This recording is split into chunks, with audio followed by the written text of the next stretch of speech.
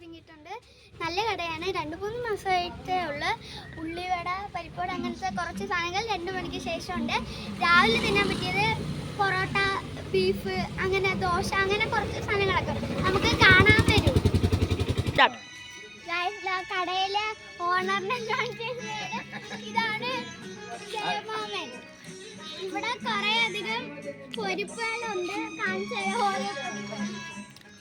ഉഴുന്നുവടയാണ്, ഉള്ളിവട, പരിപ്പുവട, ഇത് വാഴയ്ക്കപ്പം, മോദകമുണ്ട്. ഇവിടുത്തെ മെയിൻ സാധനം ഉള്ളിവടയാണ്.